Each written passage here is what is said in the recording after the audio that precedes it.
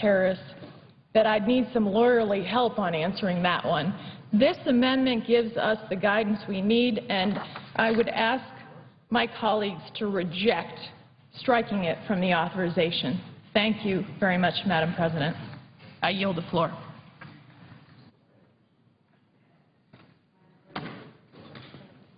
Senator from California. Thank you, Madam President. I view the detention provisions of this bill as really pernicious, as an attack on the executive power of the President, and contrary to the best interests of this nation. And so I rise to express my strong opposition to these three detention provisions in the Defense Authorization Bill. There was some discussion on the floor earlier about having the Intelligence Committee reviewed these. I would like to read a letter that I sent to the Majority Leader that was signed by every Democratic member of the Intelligence Committee on October 21st. We write as members of the Senate Judiciary Committee, because there's some Judiciary Committee members on this, and the Senate Select Committee on Intelligence, to express our grave concern with Subtitle D, titled Defense Matters, of Title 10 of S. 1253, the National Defense Authorization Act for FY12. We support the majority of provisions in this bill, which further national security and are of great importance, but we cannot support these controversial detention positions. And then we go on to say, and I won't read the whole thing, I'll put the whole thing in the record, the executive branch must have the flexibility to consider various options for handling terrorism cases, including the ability to prosecute terrorists for violations of U.S. law in federal criminal courts. Yet taken together, Sections 1031 and 1032 of Subtitle D are unprecedented and require more rigorous scrutiny by Congress. Section 1031 needs to be reviewed to consider whether it is consistent with the September 18, 2001 authorization for use of military force, especially because it would authorize the indefinite detention of American citizens without charge or trial. The indefinite detention of American citizens without charge or trial. Indefinite detention. We have not ever done this before, except what I can think of as maybe during World War II, incarcerating Japanese Americans. This is a very serious thing we're doing, and people should understand its impact. I'd like to outline provisions that would further militarize our counterterrorism efforts, ignore the testimony and recommendations of virtually all national security and counterterrorism officials and experts. We have heard from the Secretary of Defense, the Attorney General, the Counsel General of the Defense Department, and John Brennan, the Assistant to the President for Homeland Security and Counterterrorism. Every one of them opposes these provisions. They have to carry them out. They have the professionals responsible for so doing, and yet we're going to countermand them. The first problematic provision I want to discuss requires mandatory military custody with no consideration of the details of individual cases, Section 1032. The bill mandates military detention of any non-U.S. citizen who's a member of al-Qaeda or an associated force, whatever that may be, and who planned or carried out an attack or attempted attack on this country or abroad. Here's the problem. The Armed Services Committee ignores the administration's request to have this provision apply only to detainees captured overseas. Therefore, any non-citizen al-Qaeda operative captured in the United States would be automatically turned over to military custody. Military custody for captured terrorists may make sense in some cases, but certainly not all. Requiring it in every case could harm our nation's ability to investigate and respond to terrorist threats and create major operational hurdles. For example, the FBI has 56 local field offices around the country. It's staffed with agents who can arrest, interrogate, detain. The military does not. As has been the policy of Republican and Democratic presidents before and after 9/11, the decision about where to hold a suspected terrorist should be based on the facts of each case and should be made by national security professionals in the executive branch. I deeply believe this. Secretary Panetta said this week that this provision, and I quote, restrains the executive branch's options to utilize in a swift and flexible fashion all the counterterrorism tools that are now legally available.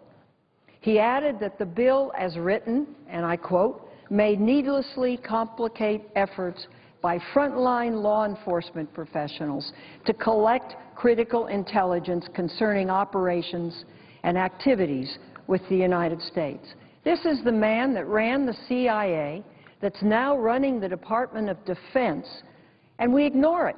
It doesn't make any difference what he says. Well, I'm not part of that school. I think it does make a difference. I'd like to ask unanimous consent to enter Secretary Panetta's November 15th letter into the record. Without objection. Thank you, Madam President. Let me explain why this proposal is bad policy. Consider one case, Najibullah Zazi. He was arrested in September of '09 as part of an al-Qaeda conspiracy to carry out suicide bombings on the New York City subway system. The FBI arrested Zazi after they had followed him for several months 24/7, and he began providing useful intelligence.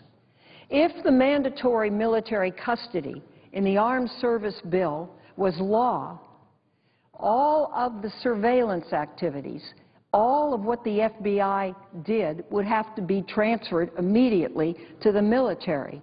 And instead of interrogating him about his co-conspirators or where he had hidden other bombs, the FBI would have had to have squandered valuable time determining whether Zazi was a member or part of al-Qaeda or an associated force.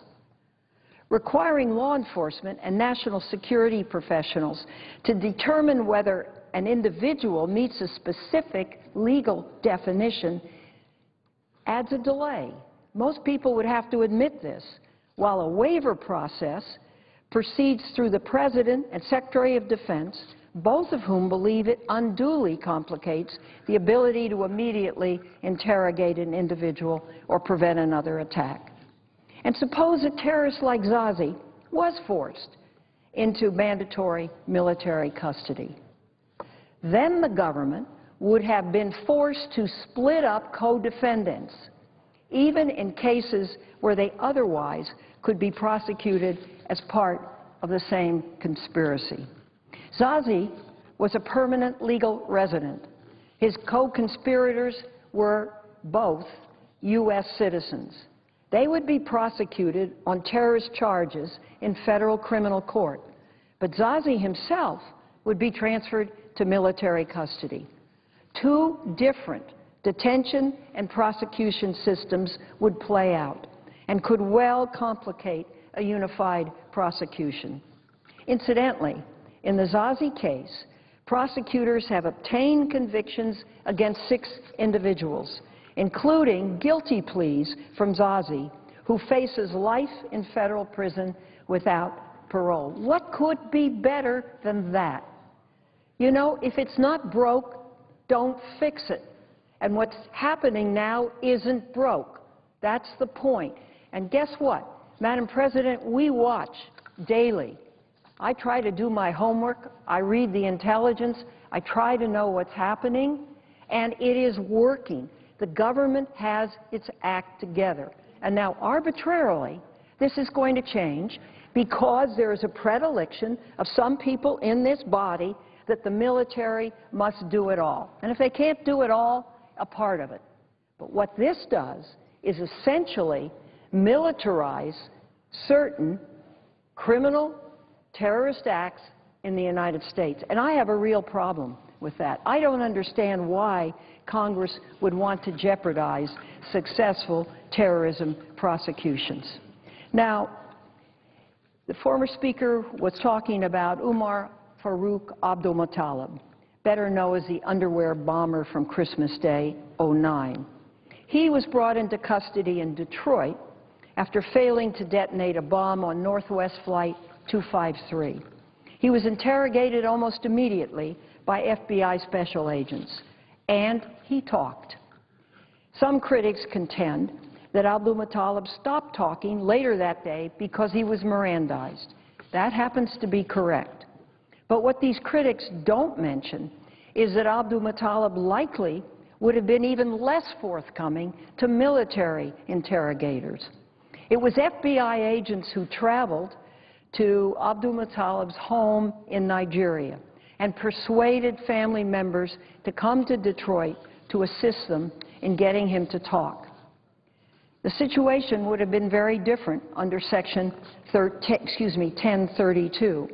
Under the pending legislation, the FBI has assessed to us that it would have been military personnel who were attempting to enlist prominent Nigerians to assist in their interrogation, and Abdulmuttalib would be classified as an enemy combatant and held in a military facility, and therefore his family would not be inclined to cooperate. Now, I can't say for sure whether that's true or false, but I can tell you that we have been told that. For the record, Abdulmuttalib pled guilty to all charges last month in a federal criminal court in Michigan and will likely spend his life behind bars. What can be better than that? Where can the military commission come close to that effort? In fact, they can't. 6 cases, minor sentences released, plus 300 to 400 convictions in federal court. To conclude on this mandatory military custody provision, the Defense Department has made clear it does not want the responsibility to take these terrorists into mandatory military custody. But we know better? I don't think so.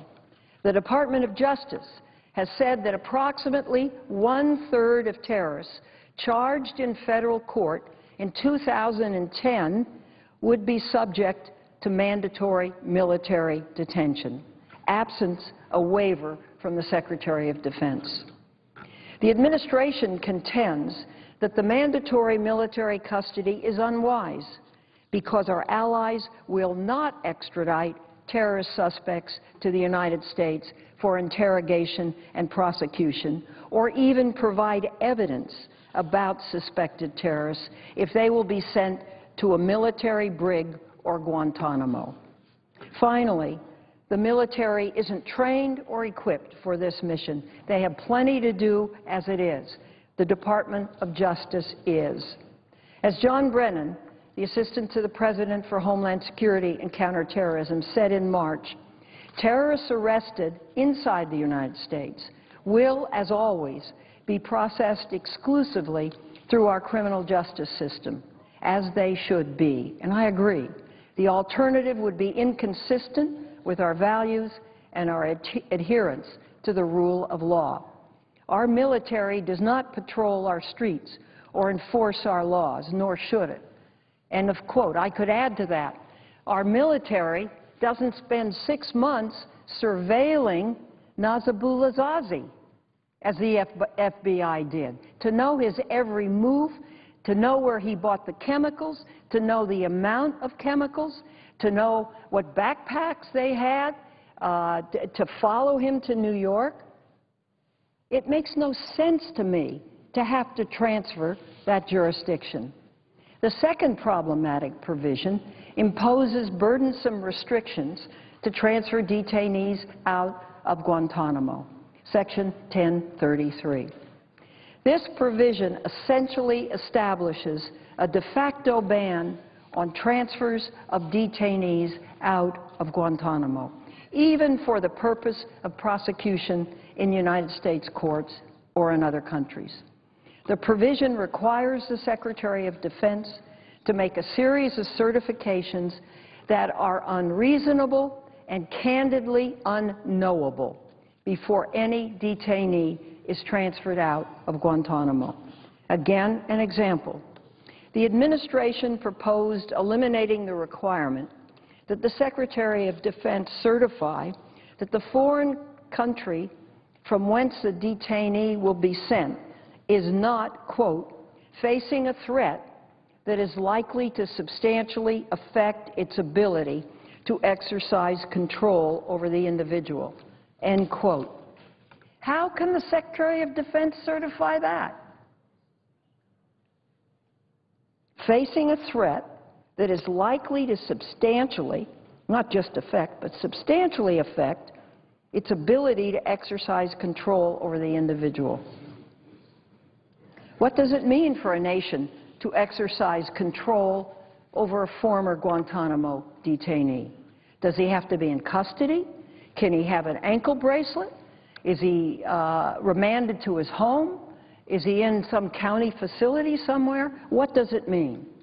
The Secretary of Defense must also certify in writing that there is virtually no chance that the person being transferred out of an American custody would turn against the United States once resettled. Virtually no chance that anyone would turn against the United States once resettled.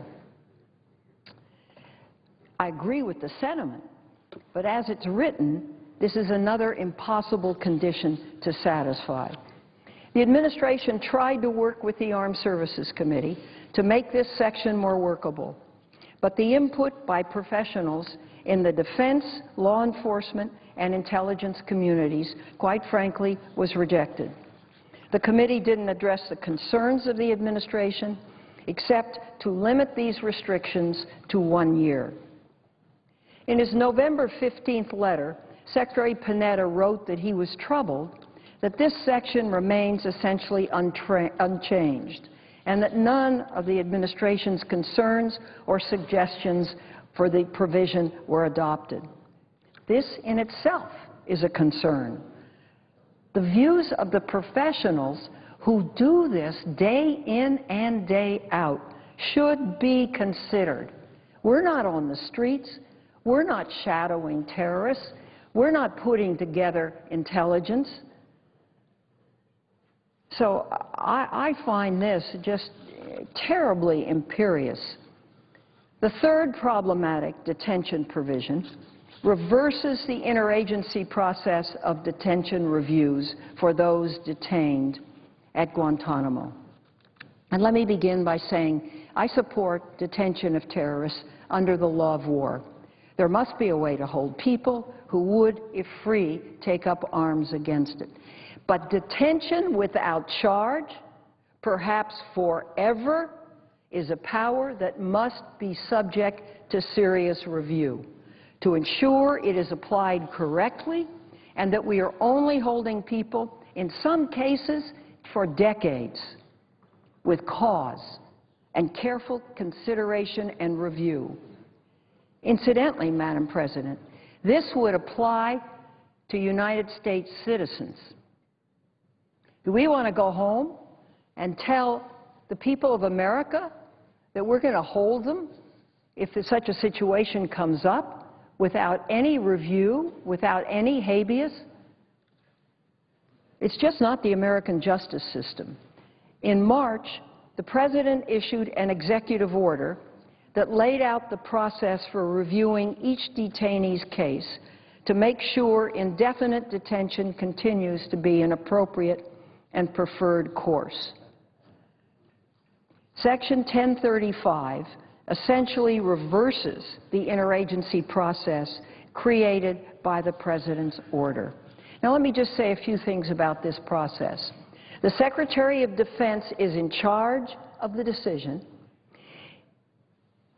He is allowed to reject the findings of an interagency review board that includes a senior official from the State Department, the Department of Defense, the Justice Department, DHS, the Office of the Director of National Intelligence, and the Office of the Chairman of the Joint Chiefs of Staff. And they together review a case of a person who could be held forever without trial, without charge, and they can deliberate on the kind of threat this individual continues. You know, there are people, they're in Guantanamo, or I should say who were in Guantanamo, just simply in the wrong place at the wrong time. And that's possible for an American as well. And everything we're all about is to see that the system is a just system. This is not just, and particularly not for a United States citizen. And I don't care who they are, they have certain rights under the Constitution as a United States citizen. Why should we place the Department of Defense above the unified judgment of 5 other departments on what is, at its heart, a question about the legality of continued detention, the assessment of the threat a detainee poses, and the options available to handle that individual? Secretary Panetta is not requesting the new authority in this section. Again, reading from the Secretary's November 15th letter, he says, and I quote, Section 1035 shifts to the Department of Defense responsibility for what has been a consensus-driven interagency process that was informed by the advice and views of the counterterrorism professionals from across the government. We see no compelling reason, and certainly none has been expressed in our discussions to date, to upset a collaborative interagency approach that has served our national security so well over the past few years. Let me conclude by saying that I support the vast majority of provisions in this authorization. The bill improves our national security. It is essential to meet our commitment to the men and women of our armed forces, and I understand all of that. And I have voted for virtually every defense authorization bill. But I intend to continue to oppose these 3 detention policy provisions. I have not made up my mind, candidly, how I will vote on this bill. I guess maybe I see things a little differently than many in this body, because one of the things that I have learned in my time here is the importance of the United States Constitution. I've had 18 years on the Judiciary Committee, and what it means to have due process of law. And that's for everybody. That's for the poorest person on the street, the most ignorant person around, the wealthiest person, whomever it is. Criminals are entitled to due process of law. How can we do this?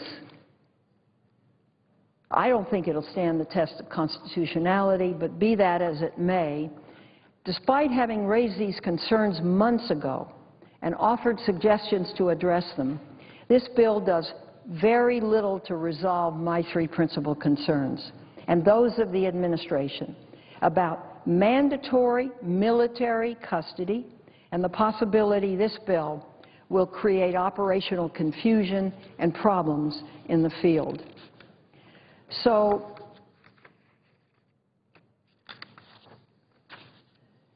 Madam President, I look forward to the debate. I candidly hope sides haven't hardened. The 3 bills that I will, or 3 amendments I will make, 1 will strike the language, 1 will strike abroad, and 1 will carry with it the administration's proposal. And I hope there will be the opportunity to offer these amendments.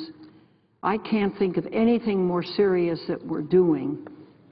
And I must tell you, a lot of effort has gone into putting the FBI in a position by creating a huge intelligence operation within the Federal Bureau of Investigation to be able to deal with terrorist threats in this country.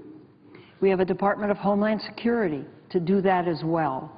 And now to say, you know, the military are going to take over in certain situations, I think is going to end up unworkable if, in fact, this becomes the law, and I hope it will not. So thank you, Madam President. I yield the floor. Senator from Michigan. Would the senator just desist for 1 minute? I ask unanimous consent that Shannon Gurrell, a defense fellow in my office, be granted floor privileges for the duration of the debate on this bill. Without objection. Thank you, Madam President. Madam President, I wonder if the senator from California might offer those amendments right now and call them up so we can get a vote on them. We're trying to vote on amendments here, and I'm wondering if you could call up one of those amendments, we could debate it and vote on it, because we really need to vote on amendments. When I found this bill was coming up was this morning. So from this morning, the administration is reviewing the largest amendment at the present time. The other two amendments, we may already, have we filed those? We have filed those. And I would really prefer to wait until we have the larger amendment, which is being reviewed by the administration, to make a decision as to which I want to go with. Which amendment is the larger amendment? This is the amendment currently being reviewed by the administration. Was that one of the three which the senator mentioned? And which one was that? Which was the larger one? If you could just describe it for us. This is several amendments. No, I know, but which of the three was the one that's currently being reviewed, if you're able to share that with us? Do you have that amendment? This essentially would strike the detention provisions and replace them with proposals from the executive branch. It reflects what the White House offered to you, Senator Levin and Senator McCain, as compromise language on the detention provisions to address the opposition raised by the administration. I thank the senator. I have more I could helps. say, but I'm not sure it's... So that helps. Okay, thank you. Madam President. Thank you. Senator from South Carolina. Thank you. One, I'd like to begin by thanking Senator Levin and McCain. I don't know, Carl, how long we've been working on this together. It seems like forever. Trying to get detainee policy in the post 9/11 world that the courts will accept, that lives within our values. And I've just been thinking throughout the years the journey we've taken, beginning in the Bush administration, where the idea of indefinite detention of unlawful enemy combatants originated by executive order. I really do believe that after 9/11 we're a state of undeclared war with organizations like Al-Qaeda. The Congress has created legislation early on, right after the attacks of 9/11, allowing the president to use military force against Al-Qaeda. And part of being able to engage someone militarily is detain those that you capture. But that's been years ago. And this is the first time Congress has spoken since the early days of the war. And we've tried in the Bush administration to work with the Bush people to create a law of war detention system by statute. We had a problem there. They felt like the executive order was the way to go. I've always believed that when the Congress and the White House works together, the courts appreciate it as being a more collaborative process. So we went from sort of one extreme to where we had military commissions that were almost legislating a conviction to a better product. The end product was a 2009 bill that we worked on with Senator Levin that got almost 80 votes. So we've come a long way. Now about the detention issue, here's what I've been trying to accomplish for years. I want to make sure that we understand the difference between fighting a war and fighting a crime. And when it comes to Al-Qaeda operatives, whether they're captured in the United States or overseas, the first thing we should be doing as a nation is trying to find out what that person knows about the attack in question or future attacks. When you capture an enemy prisoner, the first thing our military does is turn the person over to the military intelligence community for questioning. Now, I'm of the belief that we have the ability to question people under the law of war without congressional authorization, but when the Congress acts, it's better for us all. So in this bill, working with Senator Levin and McCain, we have as a body said that the president, this president and all future presidents, will have the ability to detain a member of al-Qaeda and other allied organizations, regardless of where they're captured in the world, and hold them as an enemy combatant. Now, under the law of war, when you capture an enemy prisoner, there is no magic date that you have to let them go. The problem with this war, unlike other wars, there won't be a definable end. So we had 400,000 German prisoners in military prisons inside the United States during World War II. We weren't know if they'd been in jail a year. Not one of them got to go to see a federal judge say, hey, let me out of here, because under the law of war, our military, the executive branch of government, has the authority to protect the nation, and courts have not interfered with that 200-year right. What's different about this war? There are no capitals to conquer. There's no Air Force to shoot down or Navy to sink. So we've got people who don't wear uniforms that are roaming the globe, and they don't have a home country. They have a home idea, and we're fighting an ideology. And sometimes they make it to our soil, and sometimes they don't. So here's what we're trying to do. We're trying to create a hybrid system, for lack of a better word. If you captured an al-Qaeda member overseas, in Afghanistan, Iraq, or Yemen, it is clear that they have no constitutional right to petition a judge in the United States, let me go. When we put people in Guantanamo Bay, the Bush administration argued that that prison wasn't subject to legal review by our courts. In the Hamdan case, involving a U.S. citizen captured in Afghanistan, the Supreme Court held that we could hold an American citizen as an enemy combatant. They suggested to the Bush administration a procedure to ratify that decision. They pointed to an Army Regulation 190- I can't remember the number, and we tried to come up with a procedure that would allow us some due process as a nation for an enemy combatant, including an American citizen. The court in the Boumediene case said, wait a minute, we're going to allow a habeas petition by those held as enemy combatants, American citizens or non-American citizens, if they're at Guantanamo Bay, because we have control over that facility. That's part of the United States in terms of our legal infrastructure.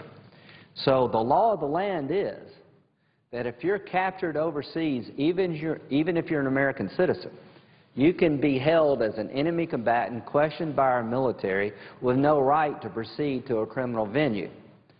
It is not a choice to try them or let them go.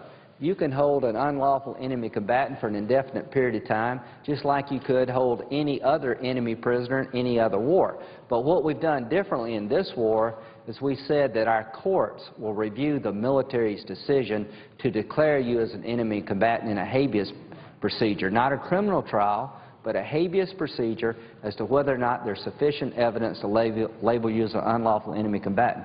So to my colleagues on the other side, the law of the land by the Supreme Court is that an American citizen can be held as an enemy combatant. Like every other enemy combatant, they have habeas rights, but they don't have the right to say, try me in a civilian court or a military commission court. Because when we capture someone, the goal is to gather intelligence.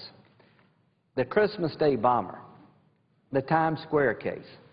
The reason that many of us want military custody from the outset is under domestic criminal law, other than a very narrow public safety exception, We don't have the right under criminal law to hold someone for an indefinite period of time without providing them a lawyer and telling them what their legal rights are or charging them in a court of law. And let me say, as a military lawyer, I would never want that to be the case. I don't want to change our domestic criminal system to allow us to grab someone and hold them indefinitely pending criminal charges without a right to a lawyer, the right to remain silent being presented to the defendant, and presentment to court, because that's what criminal law is all about. Under military law, whether it's here at home or abroad, you can hold someone suspected of being an enemy agent, enemy prisoner, and you can interrogate them humanely and lawfully, and we've got good laws now governing interrogation procedures, without having to present them to a court. That's the difference between intelligence gathering and fighting a crime. The Padilla case was an American citizen captured inside the United States. He was held for about 4 years in Charleston, Naval Brig, and the Fourth Circuit Court of Appeals ruled, yes, an American citizen captured within the United States can be held as an unlawful enemy combatant, but they have the right to counsel when it comes to presenting their habeas case. They don't have the ability to tell the interrogator in the military, I don't want to talk to you now, I want my lawyer. When you're talking to a military interrogator or the FBI or the CIA trying to gather intelligence, you don't have a right to remain silent. You don't have a right to a lawyer because we're trying to defend ourselves against an enemy bent on our destruction. The day we decide to treat you as a common criminal, even a terrorist suspect, all those civilian rights attach. So this bill is trying to create a process that if you're captured in the United States, this legislation says that you will be presumptively put in military custody, because that's the only way we can hold you and interrogate you, because under domestic criminal law, that's not available, nor should it be. Now, there's a waiver provision here. If the administration believes that military custody is not the right way to go, they can waive that.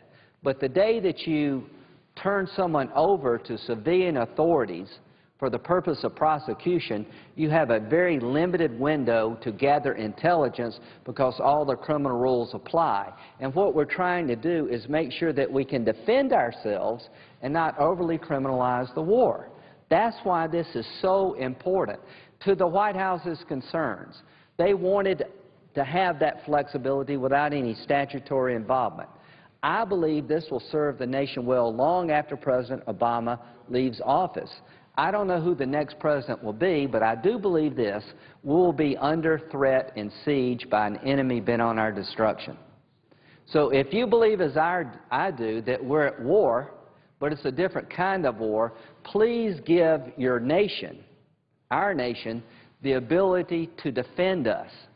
And the best way to be safe in the war on terror is to gather good intelligence and hit them, stop them before they hit you, because they could care less about dying. So intelligence gathering is the way to keep us safe. Most enemy prisoners captured in traditional wars never go to court. The last thing I'm worried about is how you prosecute these guys. The first thing I worry about is what do they know and what is coming our way. So the provisions of 1032 apply to captures within the United States, and we're saying that when an al-Qaeda operative suspected of being involved in a terrorist act, a very limited class of cases, by the way, is captured on our soil, we would like them to be in military custody from the get-go, but we have provisions that say you don't have to make that decision or interrupt an interrogation. There's a windows of time that you can treat, that you can deal with the case without having to make the waiver. We're not impeding interrogations, and we're not saying you have to stay in military custody forever, because we give the administration and future administrations the flexibility to waive that provision if it makes sense. To the Christmas Day bomber. He was read his Miranda rights within an hour, his family was involved, and it turned out where he pled guilty. I'm not a professional interrogator, but I do know this, that you don't read an enemy prisoner their rights when you capture them on the battlefield in a war. The question is the United States part of the battlefield? That's really what this is about. Are we going to allow the enemy to get here and all of a sudden all the rules change because they made it to our homeland? I would argue the closer they are to us, the more we want to know. So it would be an absurd outcome that if somehow the enemy could find a way to get to our homeland, that all the rules change. Because if you capture one of these guys in Yemen, nobody's suggesting you got to give them a lawyer. Well, when you get to the United States, what we are suggesting is that we have a legal system that understands the difference between fighting a war and fighting a crime. And if you are suspected of being an al-Qaeda member, citizen or not, we're going to find out what you know through lawful interrogation techniques, and that has to be done under the military system because civilian domestic criminal law doesn't allow that to be done. That's what we've created here, a bifurcated system with waivers. And if we don't have this in place, we're going to lose intelligence and we're going to get our nation is going to be at risk. People are going to get killed if we lose good intelligence. So the idea of reading someone their Miranda rights, to me, doesn't make a lot of sense, but you have the flexibility to do that if you choose out in the field. You just got to get a waiver. So when you capture somebody on the homeland, I don't want our people to think you've got to give them a lawyer and read them their rights and you can't question them about what they know about attacks against our homeland. That is dumb. That doesn't make us a better people. That makes us less safe. Let's put them in military custody with a right to waive that. Let's give our interrogators plenty of time to find out what's going. Then we'll make a decision about where to prosecute. I believe that federal courts have a role in the war on terror. There have been plenty of cases involving terrorism that went to federal court where you had a good outcome. There have been cases going to federal court where you had less than a stellar outcome. The key is, if you're holding an enemy combatant for 4 or 5 years under the law of war, I don't think it makes sense to put them in civilian court. You should put them in military commissions. And we're talking about people we've been holding for a period of time because we looked at them as a military threat, not as a common criminal. So the provisions in 1032 are, to me, good law that will stand the test of time. It will allow us on our homeland to do what we can do overseas. And wouldn't it be odd not to be able to protect yourself because the enemy got to the United States less than you could if you captured them overseas? So, now let's talk a little bit about American citizens. There are a few people, and I give them credit for having passionate, honest-held beliefs, that the President of the United States doesn't have the authority to designate an American citizen who's now joined al-Qaeda to issue an order to kill him, this al-Awlaki guy that was in Yemen. The bottom line is the President, through a legal process we've created years ago, made a determination that an American citizen has joined the enemy forces. And he issued an order through a legal process that says if you find this guy, you can capture or kill him. Now, wouldn't it be odd that if you had a law that says you can kill somebody, but when you capture them, you can't hold them for a very long time. You can't indefinitely detain them. Well, death is pretty indefinite. So if you can kill a guy, why in the world can't you hold them and interrogate them to find out what they know about this attack or future attacks? So let's be consistent.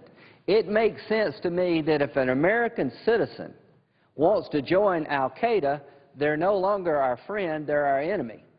And if the evidence is solid and it's gone through a legal process, and this president and any other president determines that an American citizen is now operating abroad, trying to harm us, joining in al-Qaeda, I believe they have the absolute legal and moral authority to identify that person as a threat to the United States, kill or capture. And if you don't agree with me, fine. I think about 80% of my fellow citizens do. It would be absurd not to be able to have that ability. Why would you want to give an American citizen? Citizenship is something to be respected. It is something to be cherished. It is not a get-out-of-jail-free card when you turn on your fellow citizens. So at the end of the day, we've got a system in place now that I'm very proud of. And to Senator Levin, we have negotiated and we have compromised because the administration had some legitimate concerns. They had some legitimate concerns about Congress overly mandating how you detain, interrogate, and try prisoners. What we've come up with is the balance I've been seeking for 5 years. If you capture someone in the United States, you start with the presumption that we are going to gather intelligence in a lawful manner, and prosecution is a secondary concern. We give the executive branch the ability to waive that requirement, and we have conditions on that requirement that will not interrupt an interrogation. But we need to let this president know and every other president that if you capture someone on the homeland, in the homeland, on our soil, American citizen or not, who's a member of al-Qaeda, you do not have to give them a lawyer or read them the rights automatically. You can treat them as a military threat under military custody, just like if we'd captured them overseas. So this provision that Senator Levin and McCain and Ayotte and all of us have worked on makes perfect sense to me. It is a balance between protecting our homeland, living within our values, giving the executive branch the flexibility they need to protect us, but just using good old-fashioned common sense. You cannot, under domestic criminal law, hold someone indefinitely without giving them a lawyer or reading them their rights, nor should you.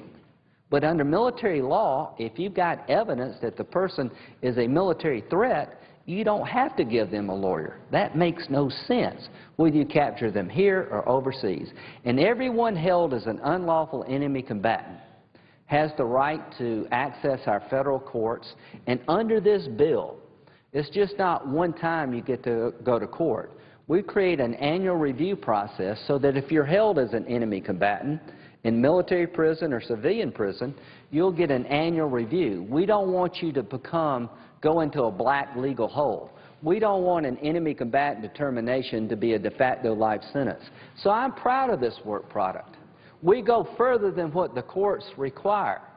The courts require a habeas review of every person held as an unlawful enemy combatant. But at the end of the day, we say you have an annual review. Now, that requirement is for people captured in the United States held at Gitmo. It doesn't apply to people in Afghanistan. Thank God it doesn't. But in the circumstances of where someone's captured in the United States held at Guantanamo Bay, every person will get their day in court to challenge the status of enemy combatant. And if they're going to be held indefinitely, they'll get an annual review process as to whether or not it makes sense to hold them for a year. And again, I just want to emphasize that in war, you don't have to let people go who are a danger. Most of these cases are intel cases. We're not fighting a crime, we're fighting a war. And if the intelligence is good enough to convince a federal judge that this person is a military threat, why in God's name would you want to let them go? Because of the passage of time. Our message to al-Qaeda recruits, don't join al-Qaeda because you could get killed or wind up dying in jail. Isn't that the message we want to send? Why in the world would we require our nation to release somebody when the evidence presented to a federal judge is convincing enough for him to sign off on what the military determined at an arbitrary point in time? That doesn't make us better people.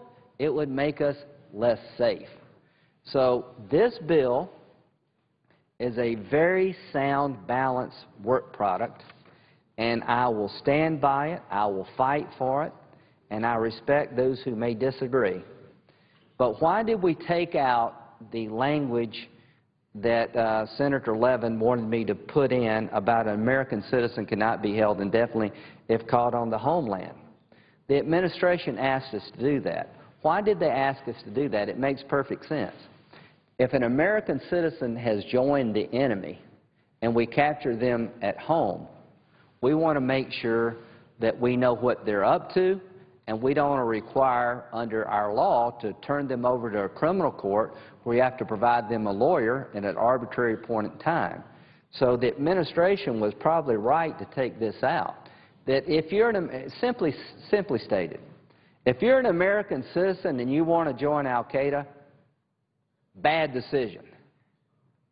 You could get killed, or you could spend your rest of life in military prison as a military threat, or you could wind up in in Article III court and maybe get the death penalty. So I want people to know that there's a downside to joining the enemy, and I want to give our country the tools we need as a nation to fight an enemy and do it within our values. I don't want to waterboard people, but I don't want the only interrogation tool to be the Army Field Manual online where the enemy can read it.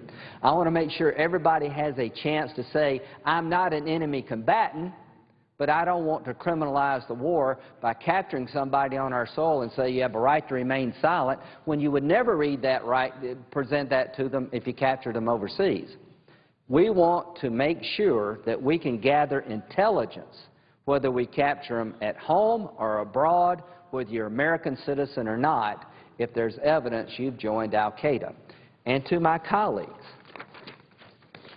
if you join Al-Qaeda, no matter where you join, no matter where you take up arms against the United States, we have every right in the world to treat you as a military threat. People who've joined Al-Qaeda are not members of a mob. They're not trying to enrich themselves. They're trying to put the world into darkness.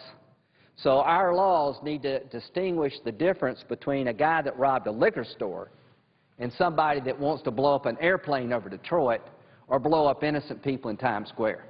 If you don't understand that difference, and if you don't have a legal system that can recognize that difference, then we have failed the American people. This is a good work product. It had strong bipartisan support. We worked with the administration, but we're in a long war where a lot's at stake. So I've tried to be as reasonable as I know how to be, and this work product is the best effort of a lot of well-meaning people, Republicans and Democrats, and I will defend it. And if you want to keep arguing about it, some people suggested we will talk a long time about this. Yes, we will talk a long time about this. We'll have a good discussion among ourselves as to whether or not an Al-Qaeda operative caught in the United States gets more rights than if you caught him overseas. We'll have an argument among ourselves as to whether or not our military should be able to gather intelligence to protect us regardless of where the person is captured. And the question for the nation is America part of the battlefield? You better believe it's part of the battlefield. This is where they want to come. This is where they want to hurt us the most. And if they make it here, they shouldn't get more rights than they would get if they attacked us overseas. They shouldn't be tortured because it's about us, not about them. The reason I don't want to torture anybody is because I like being an American. I think it makes us stronger than our enemies. And there's ways to get good intelligence from the enemy without having to mimic their behavior. And I do believe that the military's work product should be judged and reviewed in federal court in a reasoned way. That is part of this legislation. And I don't want anybody to be sitting in jail forever without some review process so that one day maybe they could get out. But here's what I will not tolerate. I will not criminalize what is a war. I will not put this nation in the box of having to capture a terrorist when the evidence is solid that we know you're part of the enemy trying to kill us, and say we got to give you a lawyer or let you go because of the passage of time. That makes no sense. So Senator Levin, Senator McCain, this is a product we should be proud of. We should fight for it, and we're going to fight. And if you want to make it a long fight, it will be a long fight. We're not giving up. Senator from Arizona. Gentleman, yield for a question. Mr. President. Yes. I'm a little bit puzzled, and maybe the senator from South Carolina has a response to this, and perhaps Chairman Levin does. But we did give a national security waiver, which is really very generous in that the President just has to certify that it's in the national interest. Right. Why do you think that that would not be acceptable if there was a case where an individual would be held by civilian authorities rather than military authorities? Senator McCain, the only answer I can give you, there's a legitimate concern about encroaching on executive power. I have that concern. I mean, the executive branch is the lead agency in this war. They're the lead agency when it comes to prosecuting crime. But what I'm trying to do, along with your help and Senator Levin, is to create statutory authority for this president and future presidents that will serve the nation well. Congress has been too quiet and too silent. During the Bush years, we didn't assert ourselves enough. We let things go, and we were reluctant to get involved.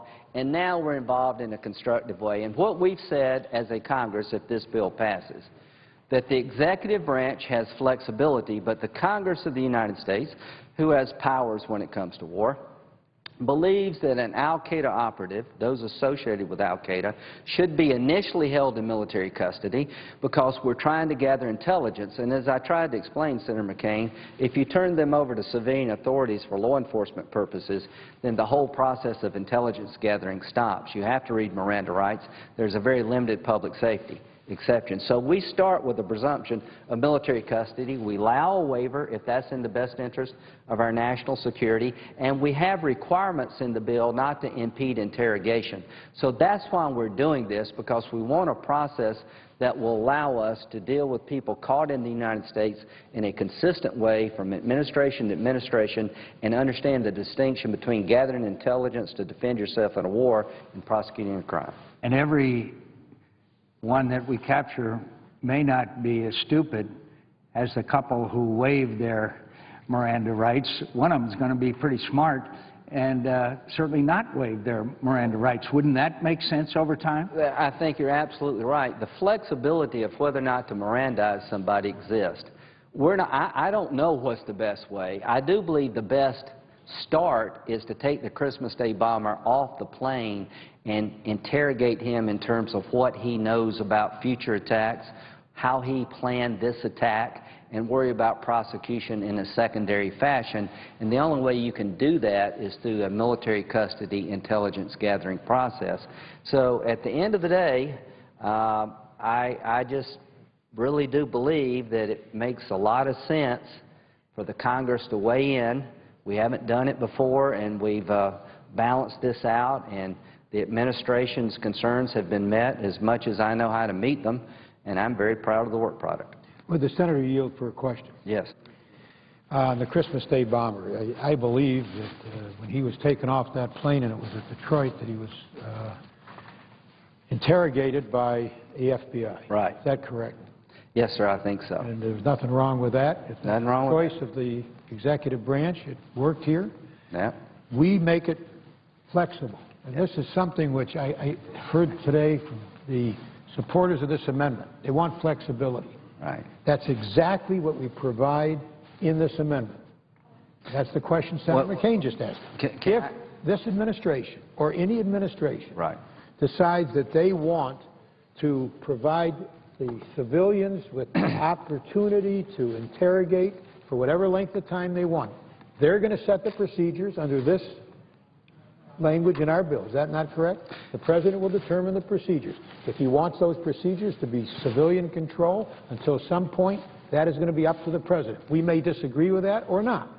You're exactly There are right. members of our body that very strongly disagree with that. Right. But that's not who's going to decide. We're not going to make the decision that the person is going to be given or not given civilian interrogation. That decision is going to be made by a president who sets the procedures for interrogation and will decide whether or not to provide a waiver. Is that correct? That's correct. And if you mind continuing this conversation, if you don't mind, just for a minute, would you agree with me that if we all of a sudden required our soldiers to read Miranda warnings to an al-Qaeda operative caught in Afghanistan, that people would think we're crazy? I would think it'd be a very bad policy. Okay, what if you have the same person who made it out of Afghanistan and gets to America? I think most people would want us to gather intelligence to find out what's coming next. Would you agree with me, Senator Levin, that if you put someone in civilian control for the purpose of prosecution, intelligence gathering becomes very difficult? Not necessarily. I think there are occasions where the civilian interrogation may be actually more workable. Okay, fair enough. But But do you agree with me that you cannot indefinitely hold someone under domestic criminal law without presenting them to court or reading their Miranda rights? That's correct.